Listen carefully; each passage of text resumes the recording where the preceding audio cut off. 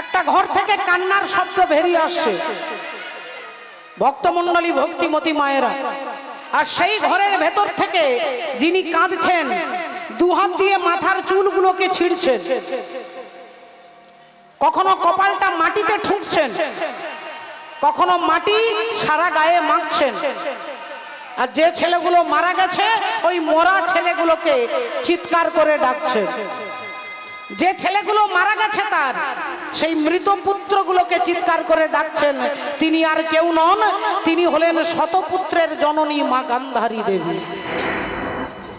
সেই মা গান্ধারী চিৎকার করে ডাকছেন, ওরে দুর্যোধন, ওরে দুর্যোধন,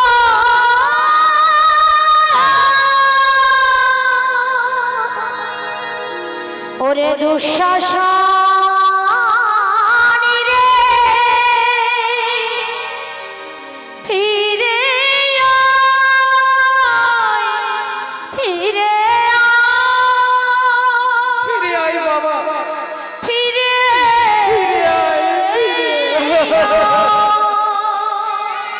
ওরে দুর্যোধন, একবার এই মায়ের বুকে ফিরে আয় বাবা, তোরা ছাড়া যে আমার কেউ নেই, ফিরে আয় বাবা, ফিরে আয়। মা গান্ধারী পাগলের মতো কাঁদছেন, আর পেছন থেকে হঠাৎ ভগবান বলে উঠলেন, মা, মাগো। যেই মা বলে ডেকেছে গান্ধারী চমকে উঠলেন। কে? কে তুমি? মরুভূমির বুকে এক পশলা বৃষ্টির মতো তোমার মাতৃ সম্বোধন আমার হৃদয়কে করেছে উদ্বেলিত। আমি তোমায় দেখতে পাচ্ছি না কেন? এত আলোর মধ্যেও তোমাকে দেখতে পাচ্ছি না কেন? যদি তোমার সাহস থাকে আমার সামনে এসে দাঁড়াও। ভগবান বললেন, মা, এরকম হ্যালোজিনের আলোতে আমাকে দেখা যায় না মা। এরকম লক্ষ লক্ষ টিউবলাইট জ্বেলে দিলে আমাকে দেখা যাবে না, সূর্যের আলোতে দেখা যাবে না, আমাকে চন্দ্রের কিরণেও দেখা যাবে না। আমাকে দেখতে গেলে যে আলোটা দরকার তার নাম হচ্ছে দিব্য জ্ঞান। দিব্য জ্ঞান না তুমাং সত্যসে দ্রষ্টু মানে নাই বস চক্ষুষা দিব্যাং দদামি তে চক্ষু পশ্যমে যোগো মহেশ্বরম। হরি বল। আমাকে দেখতে গেলে দিব্য নয়নের প্রয়োজন, আর সেই দিব্য নয়ন আমি ছাড়া জগতে কেউ দিতে পারবে না। তুমি আমায় দেখবে মা, দেখো আমি কে। আর যেই গান্ধারী তাকিয়ে দেখছে, দেখে যা চোখের কাছে দেখে, যেই ভগবানকে দাঁড়িয়ে থাকতে দেখেছে অমনি গান্ধারী আঙ্গুলটা তুলে বলে উঠলো, তুমি সেই কৃষ্ণ, তুমি সেই কৃষ্ণ যে আমার বংশে বাতি দেবার জন্য কাউকে রাখলে না। তুমি সেই কৃষ্ণ যে আমাকে মা বলে ডাকবার মতো কাউকে রাখলে না। তুমি সেই কৃষ্ণ যে আমার কোল শূন্য করে দিয়েছো। তাই কৃষ্ণ রে, আজ সন্তানহারা জননী গান্ধারী আমি মা গান্ধারী। আমার একটা নয়, দুটো নয়, 100টা ছেলে মারা গেছে, আর সেই শতপুত্রের মা গান্ধারী আজ আমি তোমাকে অভিশাপ দিচ্ছি। তুমি যেমন আমার বংশে বাতি দিতে কাউকে রাখলে না, একদিন আমার মতো তোমার বংশ ধ্বংস হয়ে যাবে। একদিন আমার মতো তোমার বংশ ধ্বংস হয়ে যাবে। এ কথা যেই বলেছেন ভগবান মুচকি হেসে, মিষ্টি হেসে বললেন, মাগো, তোমার দেওয়া অভিশাপ আমি মাথায় তুলে নিলাম। আমি তোমার দেওয়া অভিশাপ মাথায় তুলে নিলাম। আমি কথা দিচ্ছি আমার বংশ ধ্বংস হবে, কিন্তু হেই মা গান্ধারী, তোমার একটাও ছেলেকে আমি মারিনি মা। তোমার একটাও ছেলেকে আমি মারিনি। আজ থেকে 18 দিন আগে মনে করে দেখো, যেদিন কুরুক্ষেত্রের যুদ্ধ শুরু হবে, সেদিন তোমার ছেলে দুর্যোধন তোমাকে প্রণাম করতে গিয়ে বলেছিল, মা, আমি কুরুক্ষেত্রের যুদ্ধে যাচ্ছি, আমাকে আশীর্বাদ করো, আমি যেন যুদ্ধে জয়লাভ করতে পারি। হরি বল। সেদিন তুমি মা গান্ধারী ছেলের মাথায় হাতটা দিয়েছিলে, হাতটা দিয়ে হাতটা সরিয়ে নিয়ে বললে, বাবা দুর্যোধন, যে যুদ্ধে তুই যাচ্ছিস এ যুদ্ধের নাম হচ্ছে ধর্মযুদ্ধ। এই যুদ্ধের নাম ধর্মযুদ্ধ। আর এই ধর্মযুদ্ধে তুই হারবি না, তুই জিতবি আমি বলতে পারবো না বাবা। তবে হ্যাঁ, আমাকে যখন প্রণাম করতে এসেছিস আমি তোকে আশীর্বাদ করে বলছি, ধর্মপক্ষের হবে জয়, যে পক্ষে শ্রীকৃষ্ণ রয়। ধর্মপক্ষের হবে জয়, যে পক্ষে শ্রীকৃষ্ণ রয়। এটা তুমি তোমার ছেলেকে সেদিন বলেছিলে, আর আজকে রাতের অন্ধকারে আমাকে অভিশাপ দিচ্ছ, আমার বংশ ধ্বংস হবে। তোমার অভিশাপ আমি মাথায় তুলে নিলাম। এই বলে ভগবান হাঁটতে হাঁটতে আবার ওখান থেকে বেরিয়ে চলে যাচ্ছেন। এদিক থেকে ভগবান হেঁটে হেঁটে আসছে। কৃষ্ণ, তোমার মুখটা শুকিয়ে গেছে কেন? মুখটা শুকিয়ে গেছে, ছোট হয়ে গেছে, নীল পদ্মের মতো তোমার বদন মলিন হয়ে গেছে কেন? ভগবান হরি বল, তেমন কিছু ব্যাপার নয়, তেমন কিছু ব্যাপার নয় অর্জুন। আসলে তোমার জেঠিমা আমাকে অভিশাপ দিয়েছে। আমার জেঠিমা, আমার জেঠিমা মানে গান্ধারী দেবী? বললেন হ্যাঁ। তোমার জেঠিমা আমাকে অভিশাপ দিয়েছে। কি অভিশাপ দিয়েছে বলো দেখি? কি জন্য তোমার মুখটা ছোট হয়ে গেছে, শুকিয়ে গেছে? কি অভিশাপ দিয়েছে আমাকে বলো। ভগবান বললেন, হে অর্জুন, হে অর্জুন, তোমার জেঠিমা আমাকে অভিশাপ দিয়েছে আমার বংশ নাকি ধ্বংস হবে। আমার বংশ নাকি ধ্বংস হবে। আমার বংশ নাকি ধ্বংস হবে। আমার বংশ নাকি ধ্বংস হবে। তুমি শোনো অর্জুন, ওগো শোনো তবে, আমার বংশ নাকি ধ্বংস হবে। শোনো অর্জুন, শোনো তবে, বংশ নাকি ধ্বংস হবে। আমার বংশ নাকি ধ্বংস হয়ে যাবে। এ কথা যেই বলেছে অর্জুন খিলখিল করে হেসে উঠেছেন। ভগবান বললেন, আরে তোমার জেঠিমা আমাকে অভিশাপ দিল, আর অর্জুন তুমি দাঁড়িয়ে দাঁড়িয়ে হাসছো। অর্জুন বললেন, কৃষ্ণ একটা কথা তাহলে তোমাকে বলি, শোনো।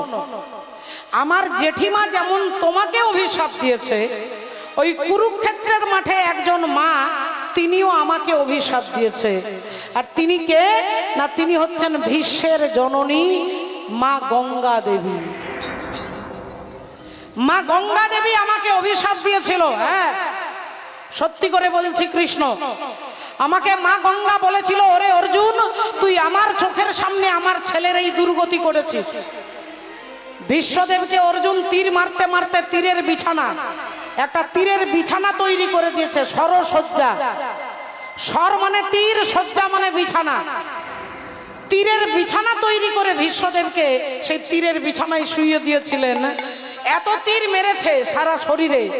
গঙ্গা দেবী কেঁদে কেঁদে বলেছিলেন, আমার ছেলের এই দুর্গতি তুই করেছিস, আমি মা গঙ্গা হয়ে অভিশাপ দিচ্ছি, একদিন তুই তোর ছেলের হাতে মরবি, একদিন তুই তোর ছেলের হাতে মরবি। সেই মা গঙ্গা দেবী আমাকে অভিশাপ দিয়েছিল। এবার বলো তো কৃষ্ণ, তুমি বলো তো কৃষ্ণ, আমাকে যে মা গঙ্গা অভিশাপ দিল আমি নাকি ছেলের হাতে মরবো, আচ্ছা আমার ছেলেরা কেউ বেঁচে আছে? আমার প্রথম ছেলে অভিমন্যু, তিনি কুরুক্ষেত্রের চক্রবুহে পড়ে মারা গেল। চক্রবুহে পড়ে সাত রথিতে ঘিরে তাকে মারছে। আপনারা মনে করছেন তিনি অভিমন্যু? সেই অভিমন্যু কে না, আমার আপনার মতো জীব। রাধে রাধে। আমার আপনার মতো, আমরাও সপ্তরথীতে আমাদেরকেও ঘিরেছে। ওখানে সপ্তরথী কে কে? ওখানে সপ্তরথী হচ্ছে ভীষ্মদেব, দ্রোণাচার্য, কৃপাচার্য, অশ্বত্থামা, এরা 7 জন মিলে সপ্তরথীতে ঘিরেছে। আর আমাদেরকে ঘিরেছে কে? তাকিয়ে দেখুন, প্রথমেই চামড়া, অস্থি, ত্বক, মজ্জা, মাংস, শুক্র, এই যে সপ্ত ধাতু, এই সপ্ত ধাতু দিয়ে আমাদের দেহটা তৈরি হবে। অভিমন্যু যদি অভিমান অহংকার আসে, অভিমন্যু ঢুকতে পেরেছিল কিন্তু বেরোনোর রাস্তা জানতে পারেনি। বল, তিনি চক্রবুহে কি করে ঢুকতে হয় মায়ের পেটের ভেতর থেকে শুনেছিলেন সেই ফর্মুলা।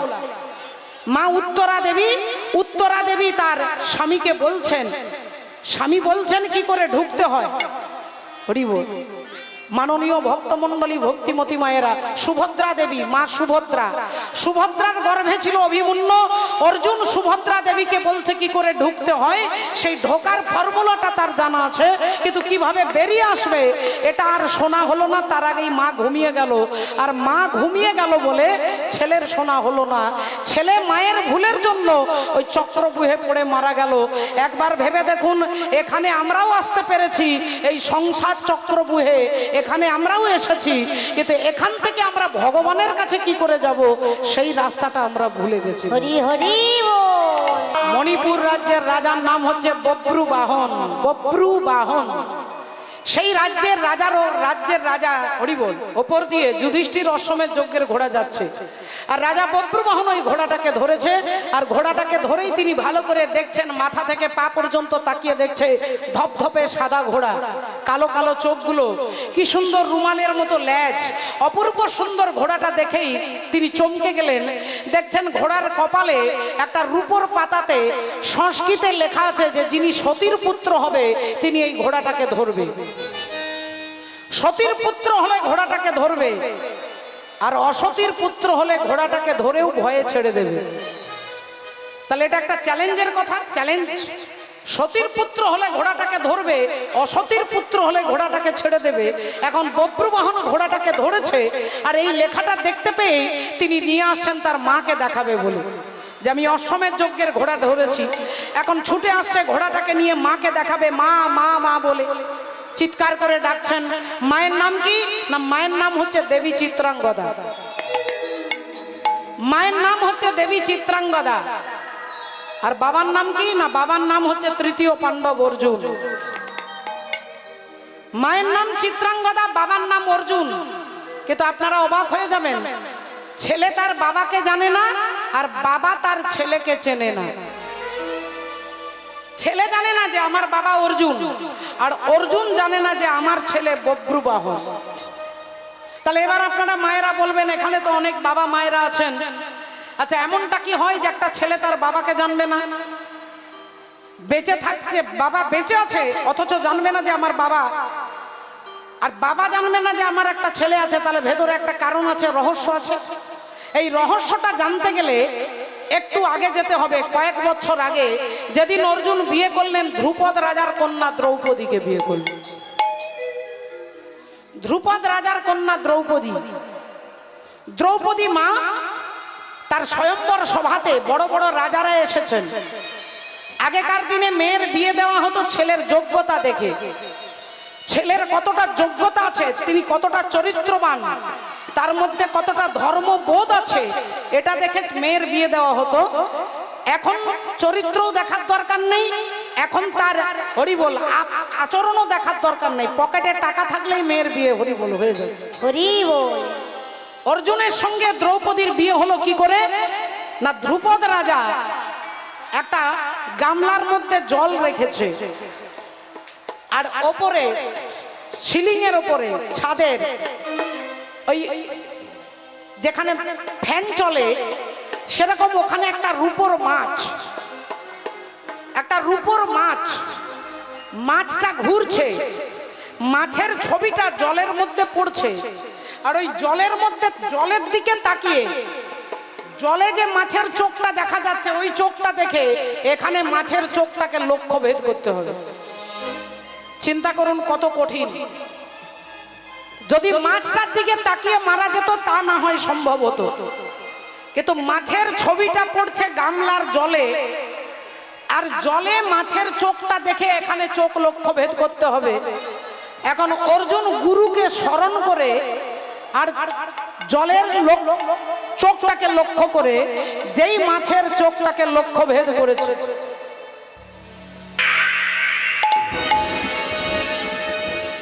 যেই লক্ষ্য ভেদ করেছে, অমনি ধ্রুপদ রাজা বললেন, আজ থেকে আমার মেয়ে দ্রৌপদীকে আমি তোমার সঙ্গে বিয়ে দিলাম। তাহলে লক্ষ্য ভেদ আমরাও করতে চাই, আমাদেরও বিভিন্ন মানুষ, আমাদের বিভিন্ন লক্ষ্য আছে।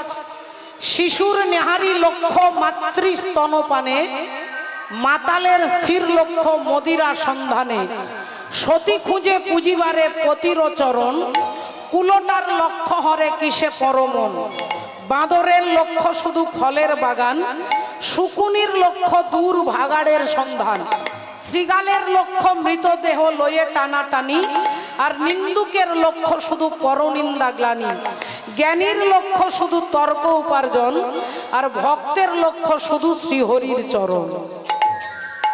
তাহলে সেই লক্ষ্য ভেদ করে দ্রৌপদীকে বিয়ে করে অর্জুন নিয়ে আসছেন, আর এদিকে মা কুন্তী দেবী মশলা বাটতে বসেছেন।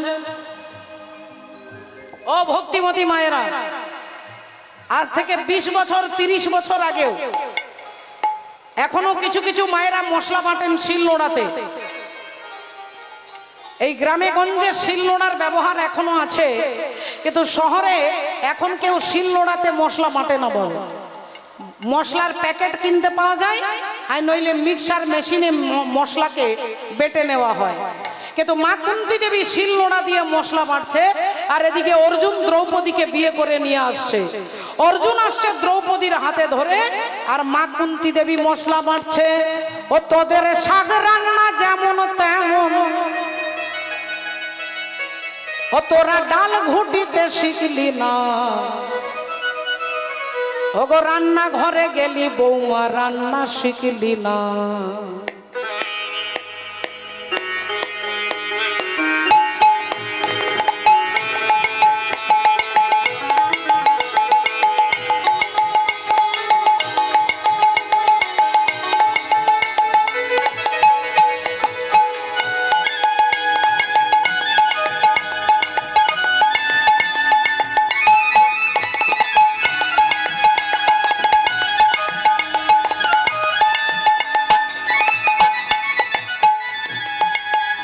তোদের শাক রান্না যেমন তেমন, তোদের শাক রান্না যেমন তেমন, ও তোরা ডাল ঘুটিতে শিখলি না।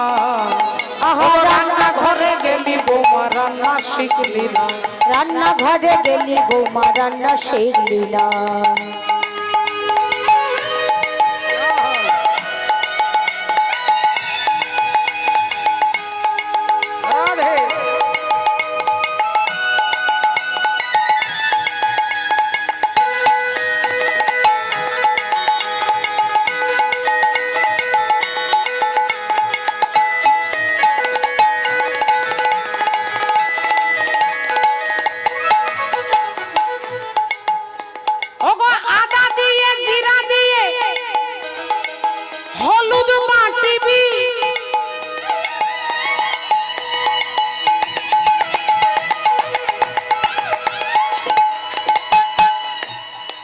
আদা দিয়ে জিরে দিয়ে হলুদ বাটতে বলছে। হ্যাঁ, আর নোড়াটাকে আদর করে শিলে ছোঁয়াবি। নোড়াটাকে আদর করে শিলে ছোঁয়াবি। নোড়াটাকে আদর করে শিলে ছোঁয়াবি। ওগো আদা দিয়ে জিরে দিয়ে হলুদ বাটিবি।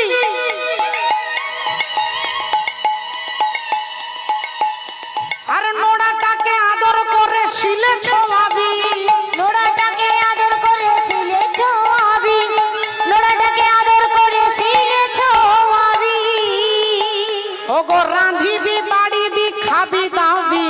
ওগো রাঁধিবি বাড়িবি খাবি দাবি। তবে হাঁড়িটাকে ছুবি কেনে। রান্নাঘরে গেলি বৌমা রান্না শিখলি না। রান্নাঘরে গেলি বৌমা রান্না শিখলি ও না। তোদের শাক রান্না যেমন তেমন, ও তোদের শাক রান্না যেমন তেমন, ও তোরা ডাল ঘুটিতে শিখলি। রান্নাঘরে গেলি বৌমা রান্না শিখলি না। ও রান্নাঘরে গেলি বৌমা রান্না শিখলি না। রান্নাঘরে গেলি বৌমা রান্না শিখলি না। রান্নাঘরে গেলি বৌমা রান্না শিখলি না। মা কুন্তী দেবী মশলা মারছে, পেছন থেকে অর্জুন দ্রৌপদীর হাতে ধরে এসে বলছেন, মা এই দেখো আজকে ভিক্ষাই কি এনেছি, দেখো মা একবার দেখো। দেখো জননী একবার দেখো মা। মা অমনি ঘাড় না ঘুরিয়ে মশলা বাটতে বাটতে বলছে, যা এনেছিস বাবা আমাকে বাদ দিয়ে তোরা 5 ভাই সমান ভাগে ভাগ করে নে। অর্জুন স্তব্ধ হয়ে গেলেন, আবার বলতে চেষ্টা করলেন, মা একবার তাকিয়ে দেখো, একবার দেখো জননী, দেখো না কি এনেছি।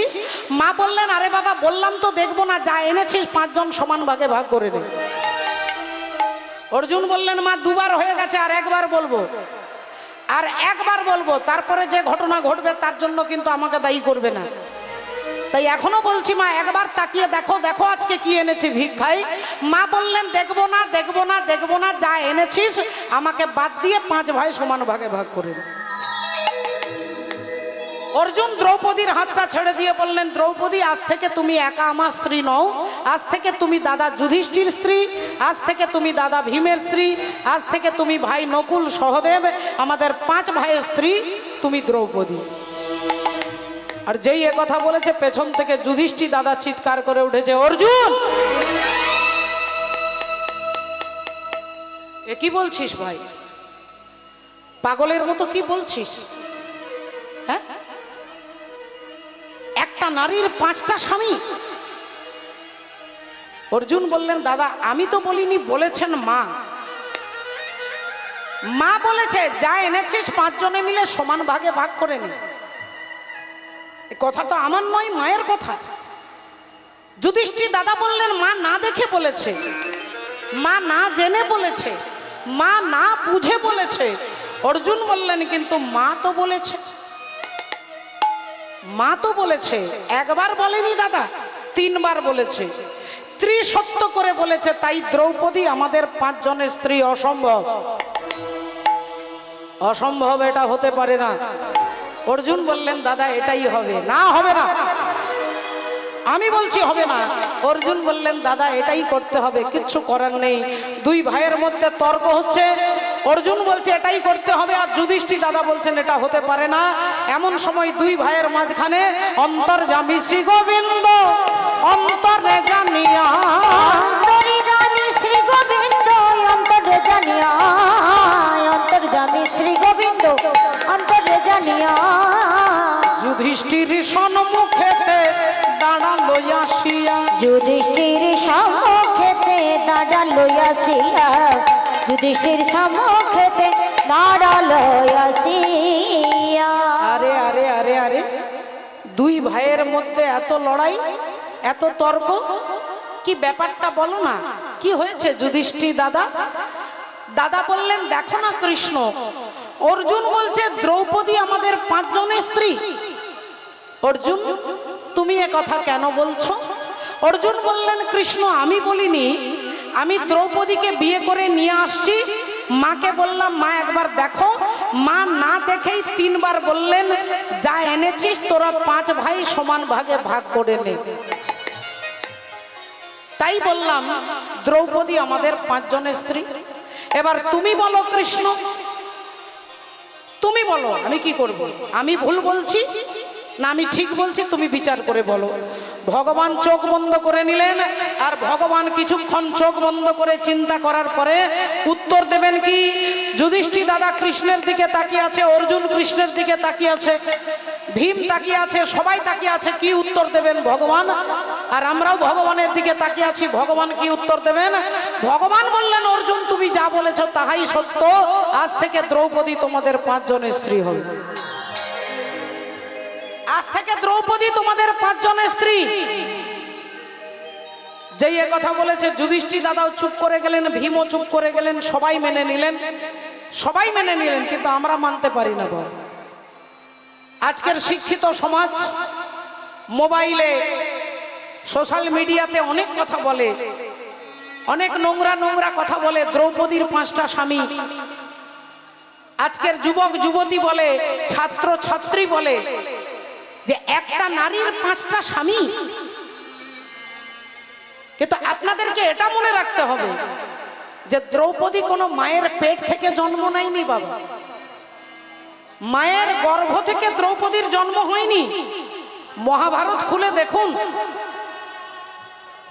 ধ্রুপদ রাজা যজ্ঞ করছিলেন, তার কোনো ছেলে মেয়ে নেই, তাই পুত্রেষ্ঠী যজ্ঞ করছেন, যজ্ঞের আগুন থেকে 2টো সন্তান জন্ম হলো, একটা ছেলে আর একটা মেয়ে। একটা ছেলে একটা মেয়ে, ছেলেটার নাম ধৃষ্টদ্যুম্ন আর মেয়েটার নাম দ্রৌপদী। তাহলে আগুন থেকে যিনি জন্ম নিয়েছেন তিনি আমার আপনার মতো সাধারণ মহিলা নন।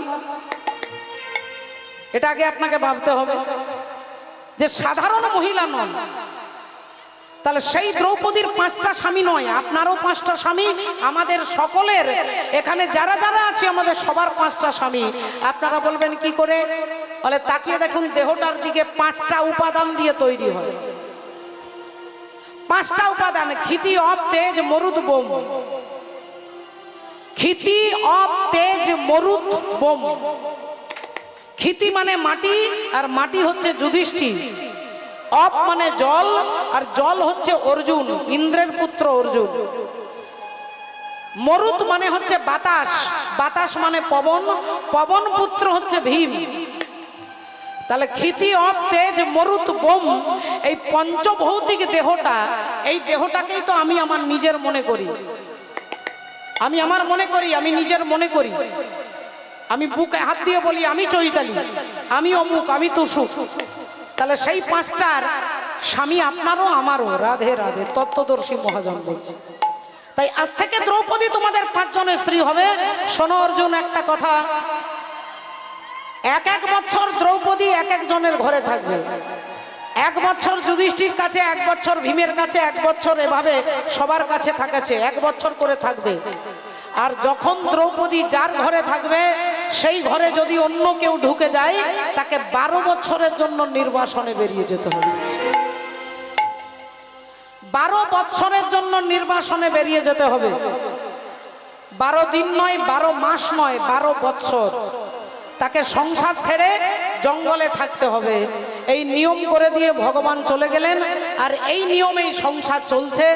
একদিন দ্রৌপদী যুধিষ্ঠির স্বামীর ঘরে দুপুর বেলায় স্বামীকে সেবা দিয়ে স্বামীর চরণ সেবা করছেন, স্বামীর চরণ সেবা করছেন। রাধে রাধে, ভক্তমণ্ডলী, ভক্তিমতী মায়ের, স্বামীর চরণ সেবা করা একটা প্রধান উপকার হচ্ছে স্বামীর চরণে থাকে রাহু।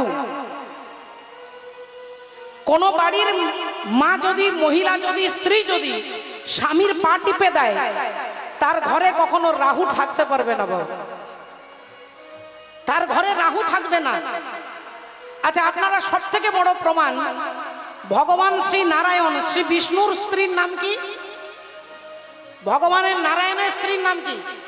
লক্ষ্মী দেবী। কোথায় বসে থাকে? স্বামীর কি করে? পা টেপে তো। তাহলে যারা যারা লক্ষ্মীর ভান্ডার নিচ্ছেন তারা আজ রাত্রি থেকে শুরু করবেন না। এখানকার মায়েরা ভালো, কিছু কিছু মায়েরা গলা থেকে শুরু করে, গলা টেপা থেকে শুরু করে। হরে কৃষ্ণ। তাহলে লক্ষ্মী দেবী স্বয়ং, যিনি বৈকুণ্ঠের অধীশ্বরী। পুরীধামকে কি বলা হয়? পুরীধামকে শ্রীক্ষেত্র বলে না? স্ত্রী মানে কি? স্ত্রী মানে লক্ষ্মী। ওখানে জগন্নাথের মহিমা নয়, ওখানে লক্ষ্মীর মহিমা। বৃন্দাবন কৃষ্ণের মহিমা নয়, রাধার মহিমা। শ্রীক্ষেত্র ওই জায়গাটা হচ্ছে রুক্মিণী দেবী, লক্ষ্মী দেবীর। ওখানে রান্না করেন মা লক্ষ্মী, রুক্মিণী। ওখানে রান্না গোটা পৃথিবী বিখ্যাত। উনুন জ্বলবে, 7টা হাঁড়ি বসানো হবে। একটা হাঁড়ির ওপর আরেকটা হাঁড়ি, তারপর আরেক, তারপর আরেক। সব থেকে ওপরের হাঁড়িতে আগে ভাত সিদ্ধ হবে, আগে রান্না হবে ওপরের হাঁড়িতে, তারপরে নিচের হাঁড়ি রান্না হবে। কিরকম অদ্ভুত! বলে কে রান্না করে? না, লক্ষ্মী দেবী স্বয়ং রান্না করেন। ওই রান্নার জন্য গোটা পৃথিবী বিখ্যাত পুরীধামের প্রসাদ অন্ন। যে অন্ন প্রসাদ পাওয়ার জন্য 33 কোটি দেবতা লালায়িত, জগন্নাথের প্রসাদ। সেই লক্ষ্মী দেবী তার স্বামীর চরণ সেবা করে। তাই মা দ্রৌপদী যুধিষ্ঠির স্বামীর চরণ সেবা করছেন দুপুর বেলা। আর এদিকে অর্জুন জঙ্গলে দাঁড়িয়ে আছে। এক ব্রাহ্মণ চিৎকার করতে করতে আসছে, বাঁচাও আমায়,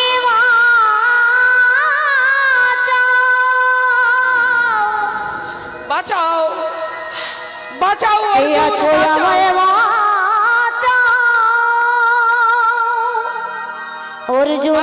বাঁচাও, বাঁচাও অর্জুন, বাঁচাও, বাঁচাও, বাঁচাও অর্জুন, আমায় বাঁচাও। অর্জুন চমকে উঠলেন, দেখলেন এক ব্রাহ্মণ,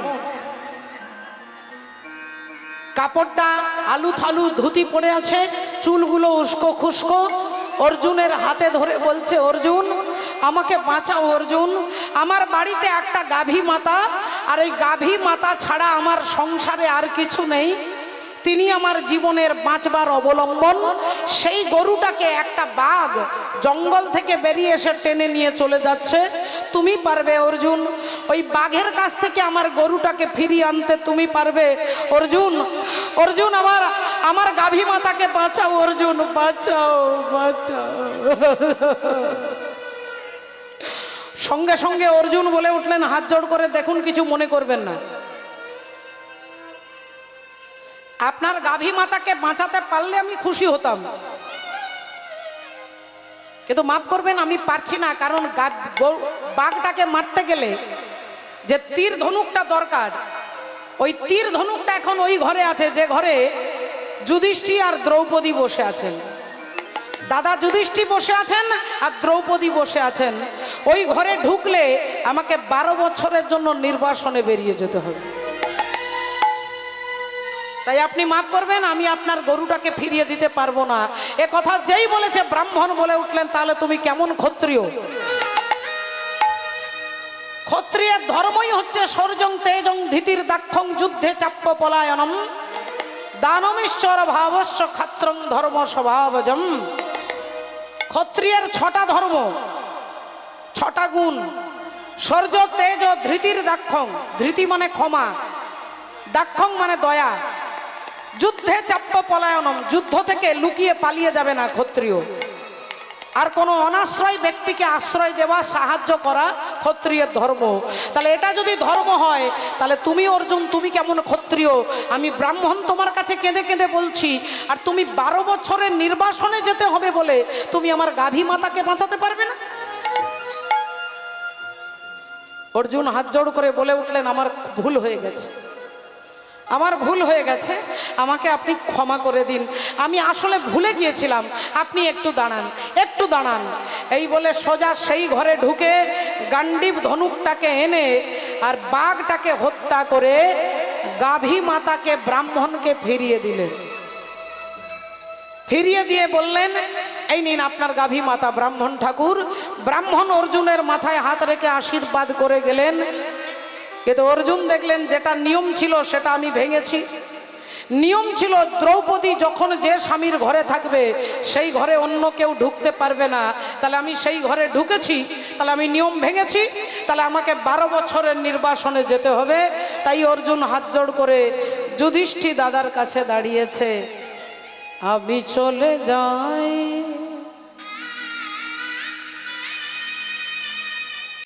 আমি চলে যাই, আমি চলে যাই। ও মা জননী, জনম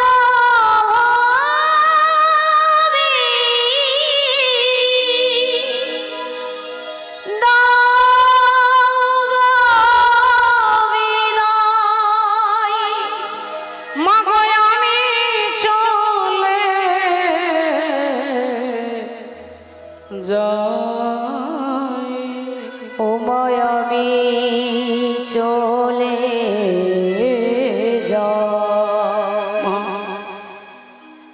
বিদায় দাদা যুধিষ্ঠির, বিদায় দাদা ভীম, বিদায় মাতা কুন্তি। 12 বছর পরে আবার তোমাদের সঙ্গে আমার দেখা হবে। আমি চলি মা, আমি আসি, আমি আসি। যুধিষ্ঠির দাদা বলে উঠলেন, ওরে ভাই অর্জুন,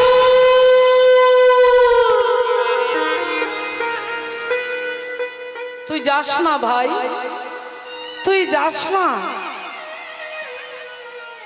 তুই যাস না ভাই, তোর কোনো ভুল নয়, তুই কোনো অন্যায় করিসনি, তুই একজন ব্রাহ্মণের গাভী মাতাকে রক্ষা করবার জন্য এই নিয়মটাকে লঙ্ঘন করেছিস,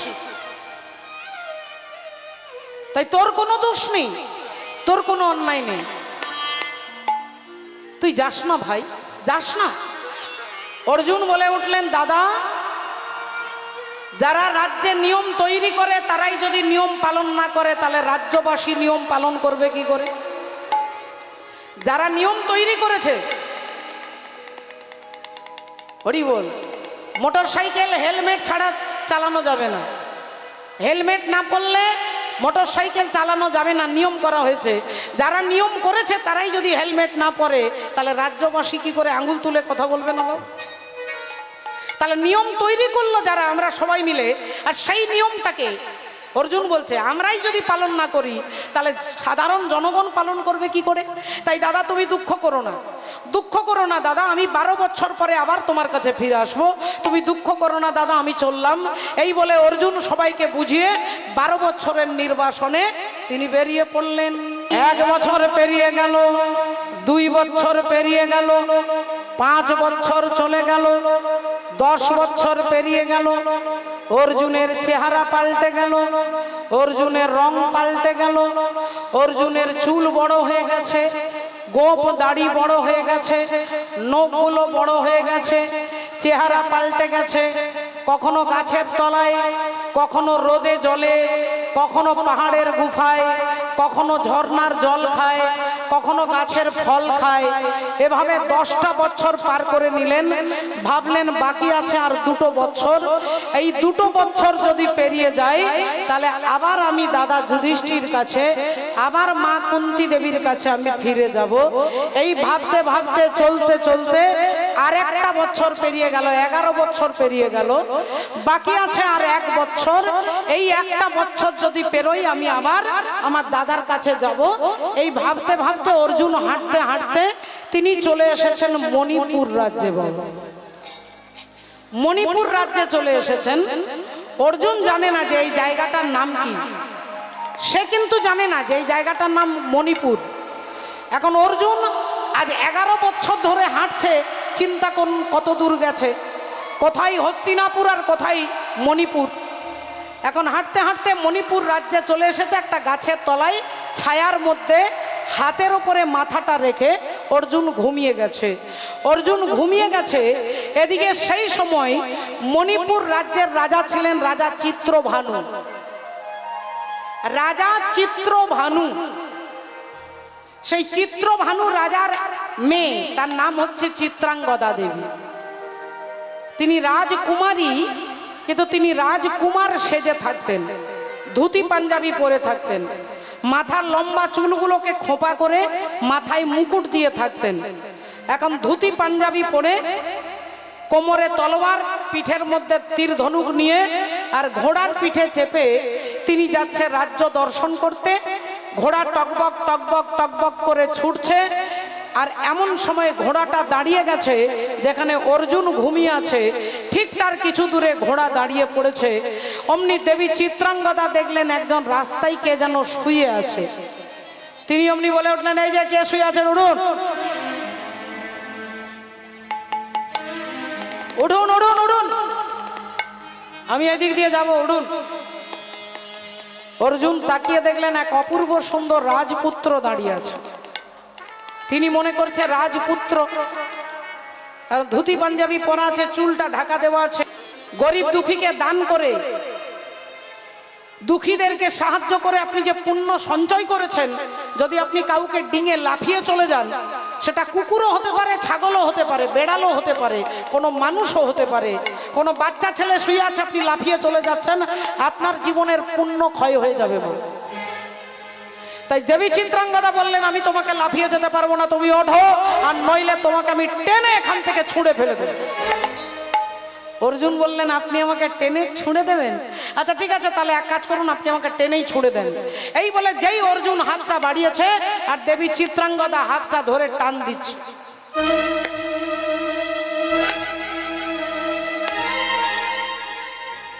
যেই হাতটা ধরে টান দিচ্ছে, বারবার চেষ্টা করছে, এক চুল অর্জুনকে নড়াতে পারছে না, এক চুল নড়াতে পারছে না। রাধে রাধে ভক্তমণ্ডলী, ভক্তিমতী মায়েরা, আসলে তো অহংকারটা চূর্ণ করতে চাইছে। অর্জুন ভাবছে ছেলেটার একটু অহংকারটা চূর্ণ করি। তো যখনই আপনি মনে করবেন যে আপনার শরীরে অনেক ক্ষমতা, আপনার অনেক শক্তি, তখনই আপনি ভেবে নেবেন যে শক্তিটা আপনার খাবারের জন্য নয়, শক্তি আপনার জন্য নয়, ভগবান শক্তি দিয়েছে তাই আপনার গায়ে এত শক্তি। হরি বল। ভগবান যদি শক্তিটাকে হরণ করে নেয় আপনার কোনো ক্ষমতা থাকবে না। বল, প্যারালাইসিস রোগী, তার শরীরে সবকিছুই ভালো আছে কিন্তু সে হাঁটতে পারছে না, চলতে পারছে না। কেন না? তার ডান দিকটা পড়ে গেছে। তাহলে ক্ষমতা যিনি দিয়েছেন, ভীমের অহংকার হয়েছিল আমার গায়ে 1000 হাতির ক্ষমতা, 1000 হাতির ক্ষমতা আমার গায়ে। ভীম ভাবছে তাহলে আমি অনেক কিছু করতে পারি, আমি বড় বড় হাতিকে ধরে ছুড়ে দিতে পারি। আর সেই তার অহংকার চূর্ণ করবার জন্য ত্রেতা যুগ থেকে আসছেন কে না? ভক্ত হনুমান। ত্রেতা যুগের হনুমান আসছে দাপর যুগে, বয়স হয়ে গেছে, বুড়ো হয়ে গেছেন। রাস্তায় হনুমান শুয়ে আছে, লেজটা এপার থেকে ওপারে, রাস্তার এপার থেকে ওপারে চলে গেছে। এখন ভীম আসছে রাস্তা দিয়ে হাঁটতে হাঁটতে, ভীমের গায়ে 1000 হাতির ক্ষমতা। ভীম ইয়া অহংকার করে আসছে আর দেখছে একটা হনুমান শুয়ে আছে, তার লেজটা এপার থেকে ওপারে চলে গেছে। ভীম অমনি গম্ভীর স্বরে বলে উঠলেন, এই যে লেজটা সরান। হনুমান বললেন, আপনি লাফ দিয়ে যান।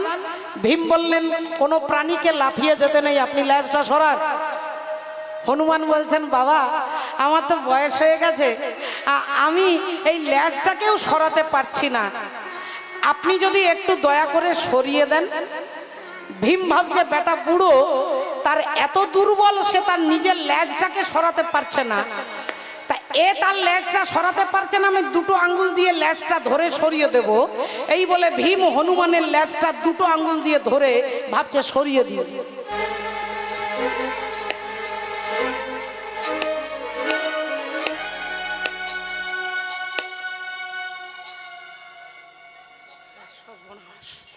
দুটো আঙ্গুল দিয়ে তুলতে পারছি না, দুটো আঙ্গুল দিয়ে লেজটাকে তুলতে পারছি না। আমার গায়ে 10,000 হাতির ক্ষমতা, সামান্য কথা নয়, 10,000 হাতির যত ক্ষমতা ভীমের গায়ে তত ক্ষমতা। তাহলে আমি একটা লেজ, সামান্য এই লেজটাকে আমি তুলতে পারছি না, কিন্তু লেজটা না তুললে তো আমার প্রেস্টিজ থাকবে না। এবার ভাবছে একটা হাত দিয়ে অন্তত তুলে সরাই। এবার 5টা আঙ্গুল দিয়ে একটা হাত দিয়ে তোলার চেষ্টা করছে হনুমানের লেজ।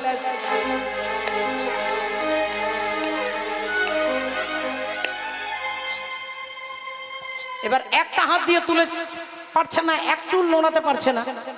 ভাবছে কি ব্যাপার, সামান্য একটা হনুমানের লেজ আমি সরাতে পারছি না, কিন্তু না সরালে তো আমার প্রেস্টিজ ডাউন হয়ে যাবে। এবার আমি দুটো হাত দিয়ে তোলার চেষ্টা করি। দুটো হাত দিয়ে ভীম লেজটাকে তুলবার চেষ্টা করছে। বেশ কিছুক্ষণ চেষ্টা করার পরে ভীম দরদর করে ঘেমে যাচ্ছে। ভাবছে কি ব্যাপার, এই বুড়ো হনুমান, এর লেজটাকে আমি সরাতে পারছি না, তা কি ব্যাপার কি? এখন ভীম যখন লজ্জায় ঘেমে গেছে সারা শরীর, তখন চিৎকার করে বলছে, আপনি বলুন, আপনি কে? আপনি কে এখানে? হনুমান তখন তার নিজের লেজটাকে সরিয়েছে, আর যেই সরিয়েছে অমনি বলে উঠলেন, আপনি কি আমাকে পিসি সরকারের জাদু দেখাচ্ছেন? আপনি কে? হনুমান বললেন, বাবা ভীম, আমি তোমার সম্পর্কে দাদা হই, তুমি আমার ভাই, আমি তোমার দাদা। তোমার বাবার নাম পবন, আমারও বাবার নাম পবন, তাই আমাকে পবন পুত্র হনুমান বলে, আর তোমাকে পবন পুত্র ভীম বলে। যে শক্তিটা তুমি অহংকার করে দেখছো, সেই ক্ষমতাটা তোমার ক্ষমতা নয়, সেই ক্ষমতাটা প্রভু ভগবানের ক্ষমতা। বল হরি বল। আর ভগবান যদি চাই এখানে আমাকে দাঁড় করিয়ে কীর্তন করাতে পারে, আবার ভগবান চাইলে আমাকে বিছানায় ফেলে রাখতে পারে। বল তাই মননীয় ভক্তমণ্ডলী, ভক্তিমতী মায়েরা, চিত্রাঙ্গদা বলছে তোমাকে আমি ছুঁড়ে ফেলে দেবো। অর্জুন বলছেন ঠিক আছে, আমাকে ছুঁড়ে ফেলে দিন। চিত্রাঙ্গদা এক চুল নড়াতে পারছে না, আর অর্জুন চিত্রাঙ্গদার হাতে ধরে, অর্জুন তো জানে না যে ইনি কোনো রাজকুমারী, সে জানে ছেলে। এখন হাতে ধরে যেই টান দিয়েছে, আর চিত্রাঙ্গদা অর্জুনের পায়ে হুমড়ি খেয়ে একবারে হুমড়ি খেয়ে পড়েছে। আর যেই পড়েছে মাথার মুকুটটা খুলে গেছে, আর মাথার মুকুটটা যেই খুলে গেছে, চুলগুলো এবার লম্বা, পিঠ ভর্তি চুল একবারে খুলে পড়েছে। এইবার অর্জুন চমকে গেছে, ভেবেছিলেন রাজপুত্র, এ তো রাজপুত্র নয়, এ তো রাজকুমারী। এইবার অর্জুন চমকে গেছে। আচ্ছা, দেবী চিত্রাঙ্গদা বড় বড় চোখ করে বলে উঠলেন, কে আপনি? আপনার ঔদ্ধত্যটা দেখে আমি অবাক হয়ে যাচ্ছি। আপনি আমাকে হাতে ধরে টানছেন। আপনি কে? অর্জুন বললেন, আগে আপনি বলুন আপনি কে? আপনি রাজকুমারের পোশাক পরে রাজকুমারী ঘুরে বেড়াচ্ছেন, আপনি কে? দেবী চিত্রাঙ্গদা বললেন, আমি চিত্রভানু রাজার কন্যা চিত্রাঙ্গদা। এবার আপনি বলুন আপনি কে? অর্জুন বললেন, আপনার মতো আমার বড় দামি সার্টিফিকেট নেই, তবে আমি হলাম তৃতীয় পাণ্ডব অর্জুন। বধূ কোনালো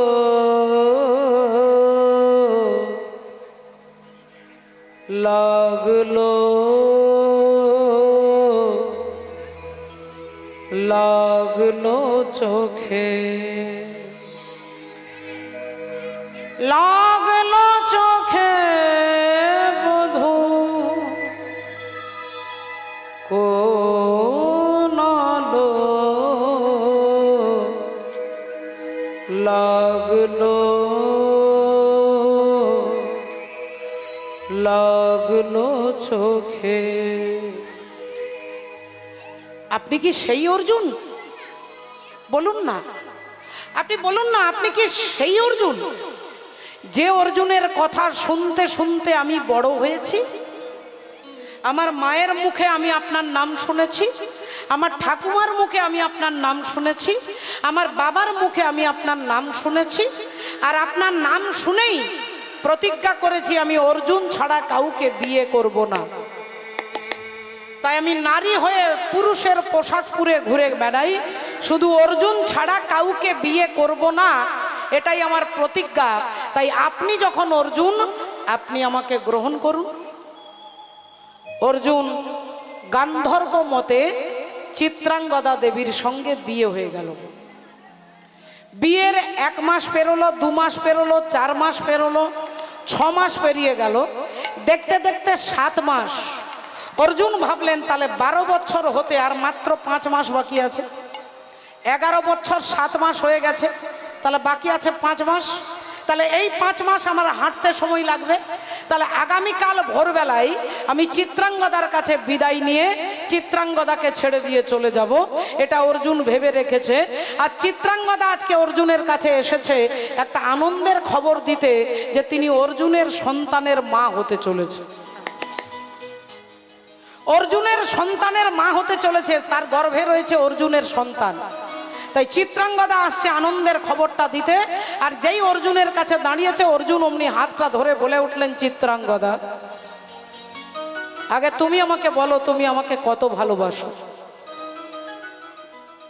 তুমি আমাকে কত ভালোবাসো? চিত্রাঙ্গদা বললেন, আমি আমার প্রাণের থেকে আপনাকে বেশি ভালোবাসি, আমার প্রাণের থেকে বেশি ভালোবাসি। বললেন তাহলে আমি যা বলবো তুমি তাই করবে? হ্যাঁ স্বামী, আপনি যা বলবেন আমি তাই করব। বলুন কি করতে হবে, বলুন কি করতে হবে, আপনি আমাকে বলুন। অর্জুন বললেন, তুমি তোমার মাথার সিঁদুরে হাত দিয়ে প্রতিজ্ঞা করে বলো আমি যা বলবো তুমি তাই করবে। চিত্রাঙ্গদা দেবী এক মুহূর্ত চিন্তা ভাবনা না করে সিঁদুরে হাত দিয়ে বলে উঠলেন, আপনি যা বলবেন তাই করব, বলুন কি করতে হবে। অর্জুন বললেন, আগামীকাল ভোরবেলায় তোমাকে ছেড়ে দিয়ে আমি চলে যাব। ও গো স্বামী গো,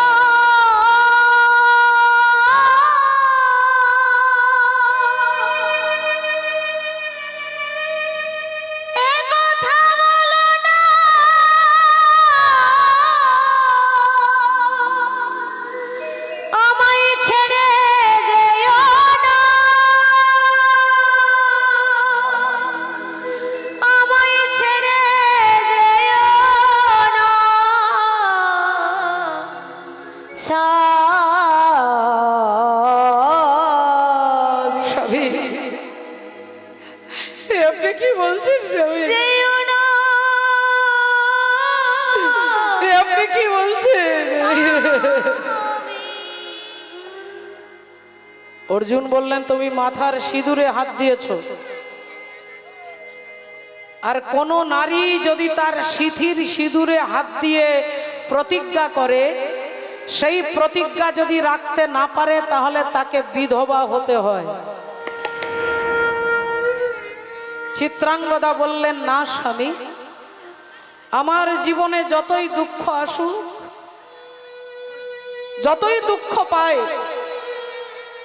আমি সিঁদুরে হাত দিয়েছি যখন, আমি আমার প্রতিজ্ঞা রক্ষা করব। অর্জুন বললেন, আরেকটা কথা, আমি যে তোমার স্বামী এ কথা তুমি কাউকে বলতে পারবে না। আমি দুঃখের সিংহাসনে বসে সুখের বিচার করি, আমি ভাবের ঘরে অভাবটাকে আখর দিয়ে ভরি। আমায় বেঁধে রাখে বলো এমন সে ধীর কই, আমার জল ছবিতে রং মেলাবে এমন আবির কই। স্বামী, এ আপনি কি বলছেন স্বামী?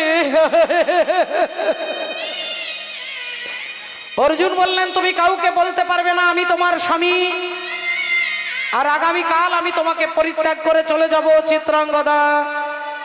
চিত্রাঙ্গদা দেবী এ কথা শুনেই তিনি অজ্ঞান হয়ে মাটিতে পড়ে গেলেন। দেখতে দেখতে নিশি প্রভাত, প্রভাত কালে ভোরবেলায় অর্জুন চিত্রাঙ্গদাকে ত্যাগ করে দিয়ে তিনি চলে যাচ্ছেন। দেবী চিত্রাঙ্গদা যখন জ্ঞান ফিরল, দেখলেন অর্জুন নেই। ভাবলেন আত্মহত্যা করব, আমি আত্মহত্যা করব, কিন্তু আবার মনে হলো আমার গর্ভের সন্তান তো কিছু দোষ করেনি, আমি আমার গর্ভের সন্তানকে তো মারতে পারবো না, আমি তো মারতে পারবো না। তাই চিত্রাঙ্গদা দেবী অনেক ব্যথা, অনেক যন্ত্রণা সহ্য করে দেখতে দেখতে 10 মাস 10 দিন পরে সেই সন্তান জন্ম নিল, যার নাম হলো অর্জুন পুত্র বভ্রুবাহন। অর্জুন পুত্র বভ্রুবাহন জন্ম নিল বাবা, ছোট্ট বভ্রুবাহন। ছোটবেলা থেকে তার মায়ের কাছে জিজ্ঞাসা করে, মা আমার বাবা কোথায়, আমি আমার বাবার কোলে চাপবো, আমি আমার বাবাকে দেখতে চাই। মা ছেলের হাতে একটা নাড়ু দেয়, একটা বাতাসা দেয়, ছেলে ভুলে যায়, ছেলে ভুলে যায়। আবার কখনো জিজ্ঞাসা করে, মা আমার বাবা কোথায়, আমার বন্ধুদের সবার বাবা আছে মা, আমার কেন বাবা নেই, ও মা বলো না মা। মা অমনি ছেলেকে আদর করে কোলে নিয়ে চুমু খায়, ছেলে ভুলে যায়। সেই ছেলে একটু বড় হয়েছে, মায়ের কাছে জানতে চাই, বলো মা আমার বাবা কোথায়। মা অমনি কেঁদে কেঁদে বলছে, যদি তোর বাবাকে দেখতে হয় তাহলে ঠাকুর ঘরে গিয়ে গিরিধারী গোপালকে জিজ্ঞাসা কর, ওই গিরিধারী গোপালকে জিজ্ঞাসা কর, ওই গিরিধারী জানে তোর বাবাকে।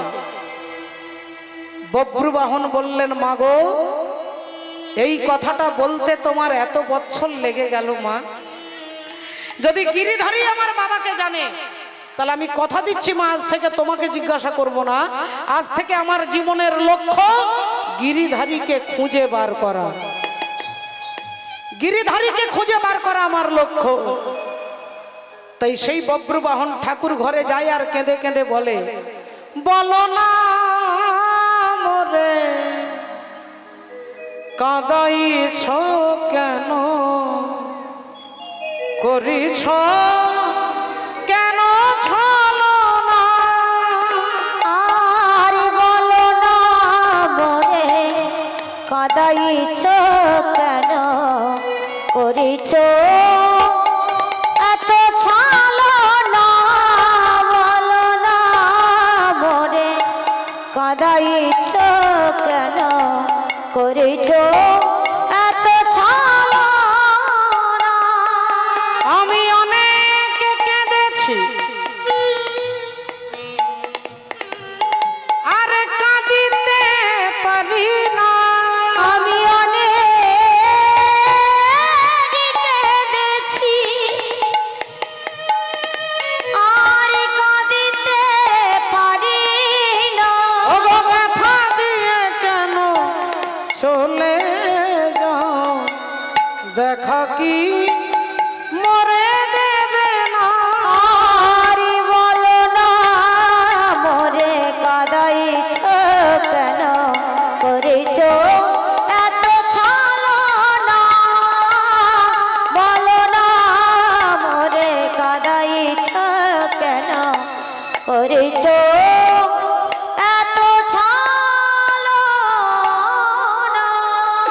সেদিন থেকে বব্রু বাহনের একমাত্র লক্ষ্য ভগবানকে খুঁজে বার করা।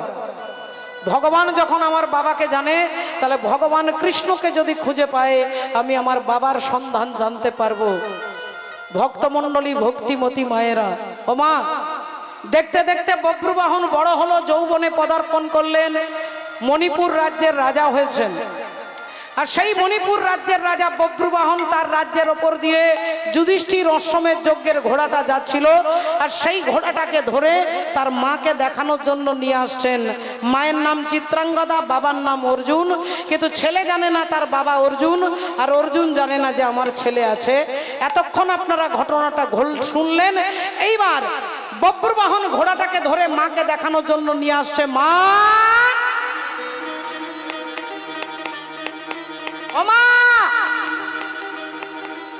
দেবী চিত্রাঙ্গদা ছুটে বেরিয়ে এসেছে। কি হয়েছে রে বাবা, কি হয়েছে?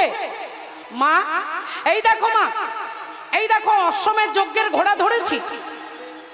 মা ঘোড়াটার পা থেকে মাথা পর্যন্ত দেখে আনন্দে হাত তালি দিয়ে বলে উঠলেন, খুব ভালো করেছিস বাবা, সাবাস সাবাস সাবাস, খুব ভালো করেছিস, চমৎকার, তুই আমার বীর পুত্র,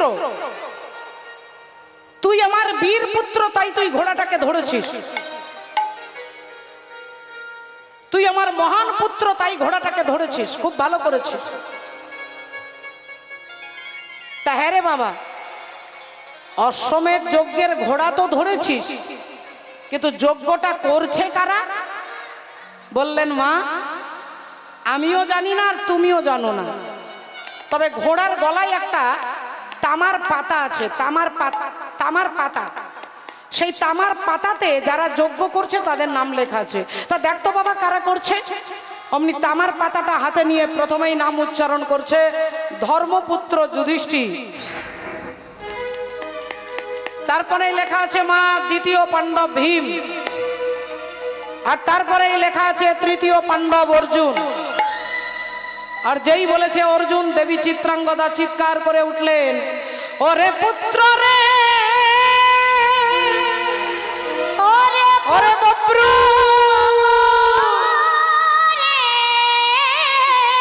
ওরে বাপ বব্রু, তুই ছেড়ে দে বাবা, ছেড়ে দে, ছেড়ে দে, ওই ঘোড়াটাকে ছেড়ে দে বাবা, ছেড়ে দে, ছেড়ে দে, ওই ঘোড়াটাকে ছেড়ে দে বাবা, তোর বাবাও আমাকে ছেড়ে চলে গেছে, তুইও যদি, তোরও যদি কিছু হয়ে যায়, আমি কাকে নিয়ে থাকবো বাবা, তুই ছেড়ে দে বাবা, ছেড়ে দে। ছেলে বললেন, মা, 5 মিনিট আগে তুমি আমার নামে হাতে তালি দিলে, তুমি আমাকে চমৎকার সাবাস দিলে, আমি অশ্বমেধ যজ্ঞের ঘোড়া ধরেছি বলে, আর এখন তুমি মা সেই ঘোড়াটাকে ছেড়ে দিতে বলছো। তা মা, আমি ঘোড়াটা ধরবো না ছাড়বো সেটা পরে ভাববো, আগে তুমি আমাকে বলো মা, তুমি আমাকে বলো। আমি যুধিষ্ঠির নাম বললাম, তুমি চুপ করে শুনলে, আমি ভীমের নাম বললাম, তুমি তাও চুপ করে শুনলে, আমি অর্জুনের নাম বলতেই তুমি কেঁদে উঠলে কেন?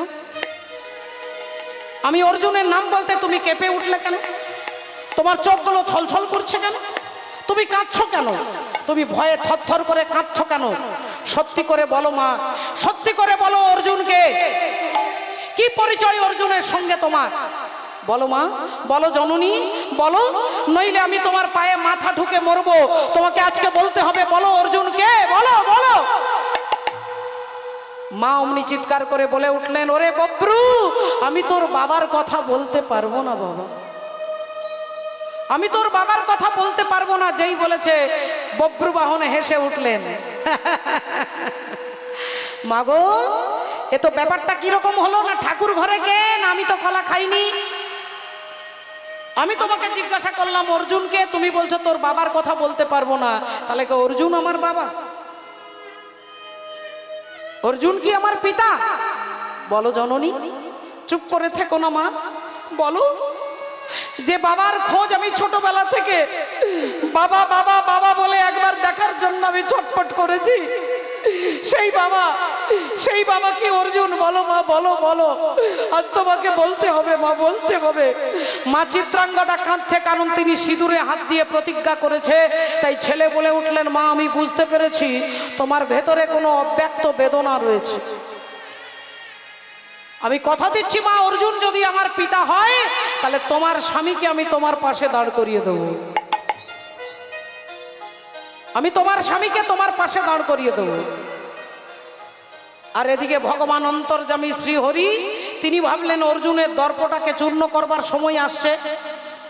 অর্জুনের অহংকার যে আমি মা গঙ্গার দেওয়া অভিশাপ মিথ্যে করে দিয়েছি, তাহলে সেই অহংকারটাকে চূর্ণ করতে গেলে ভগবান অর্জুনকে বলছেন, অর্জুন তোমার দাদা যুধিষ্ঠির অশ্বমেধ যজ্ঞের ঘোড়া মণিপুর রাজ্যের রাজা বব্রুবাহন ধরেছে। অর্জুন চলো চলো মণিপুরে, অর্জুন চলো চলো মণিপুরে, চলো চলো মণিপুরে, অর্জুন চলো চলো মণিপুরে, চলো চলো মণিপুরে। অগয় অশ্বমেধ যজ্ঞে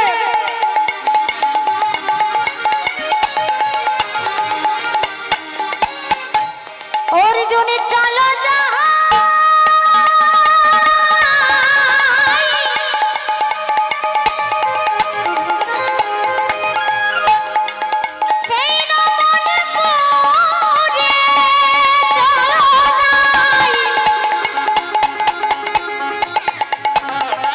মণিপুরের রাজা ঘোড়া যে ধরেছে,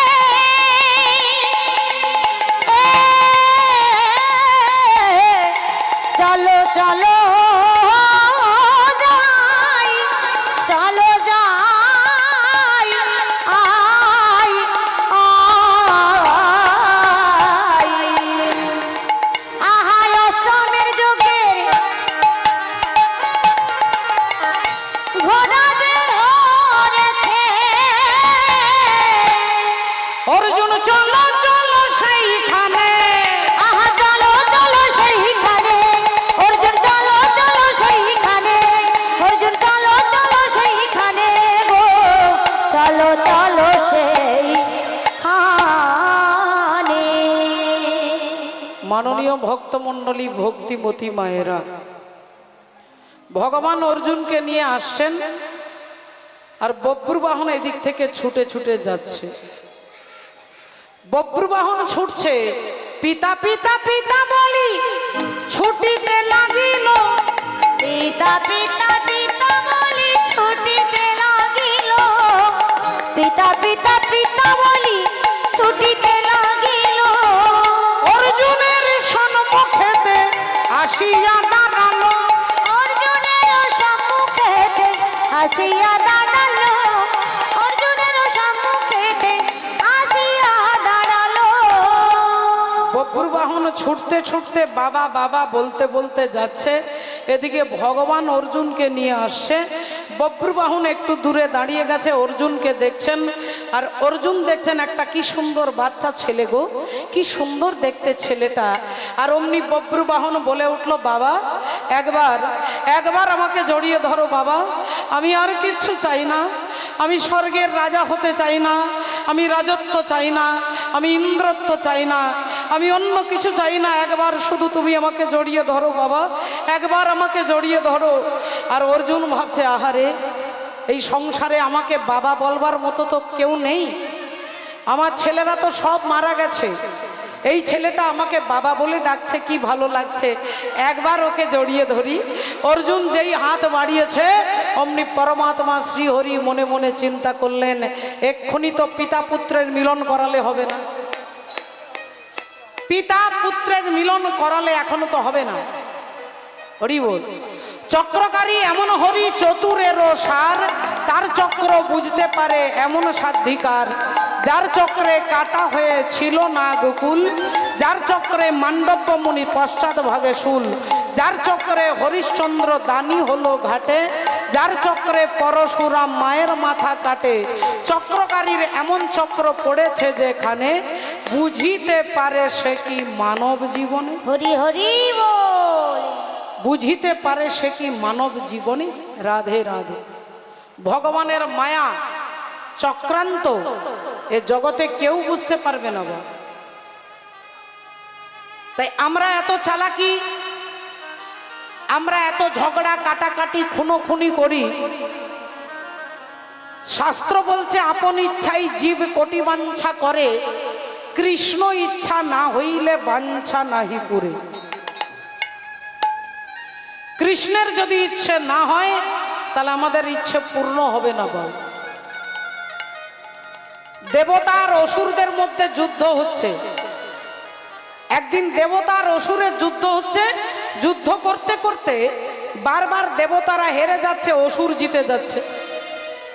এখন দেবতারা যুদ্ধ করতে করতে বারবার হারতে হারতে একবার দেবতারা জিতে গেছে, অসুর হেরে গেছে।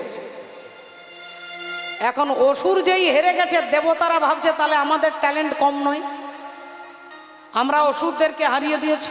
এই দেখুন, যখন ছেলে পরীক্ষা দিতে যায় তখন মা মন্দিরে বলে আমার ছেলেকে পাশ করিয়ে দাও।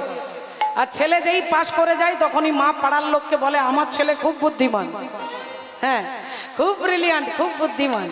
রাধে রাধে। তা দেবতারা ভগবানকে ডেকে ডেকে শক্তি সঞ্চয় করলো, অসুরদেরকে হারালো। আর তারপরে বলছে এবার আমাদের ট্যালেন্ট।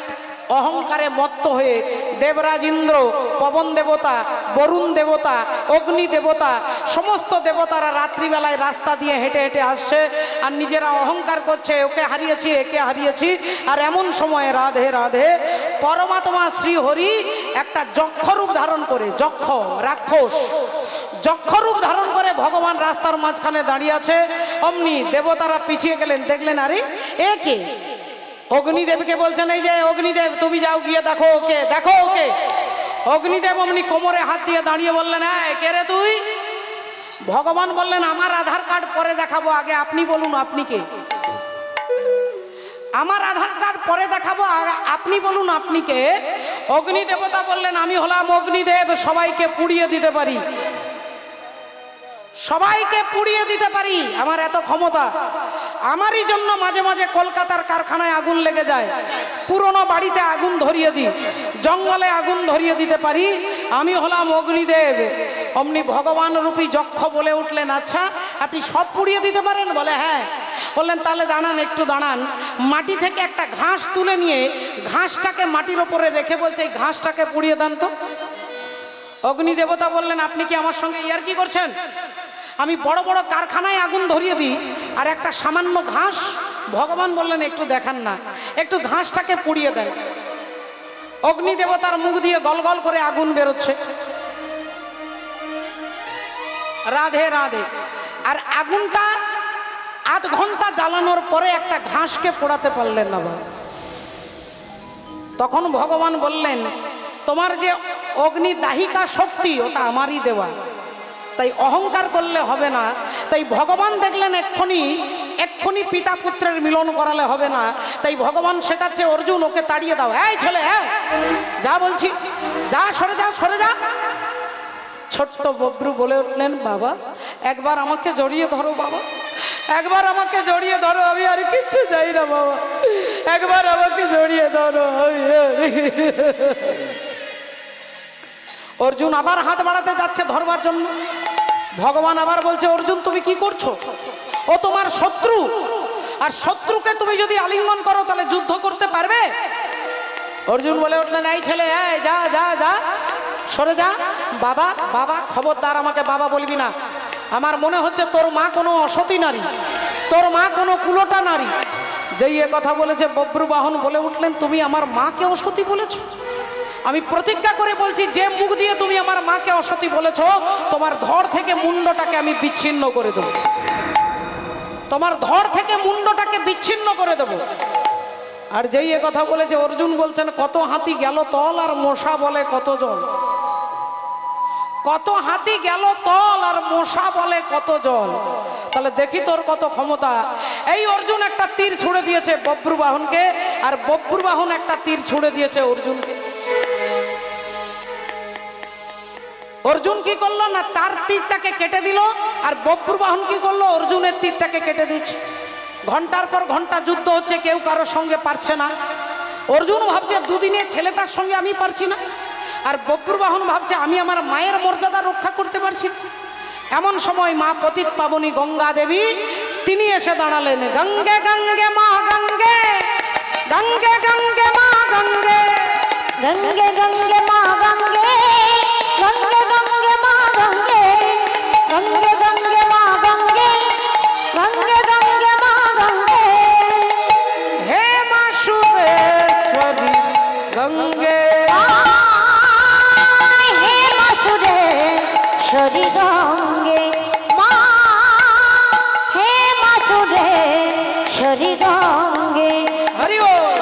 হে গঙ্গে গঙ্গে মা গঙ্গে, গঙ্গে গঙ্গে মা গঙ্গে, গঙ্গে গঙ্গে মা গঙ্গে, গঙ্গে গঙ্গে মা গঙ্গে, গঙ্গে গঙ্গে মা গঙ্গে, গঙ্গে গঙ্গে মা গঙ্গে।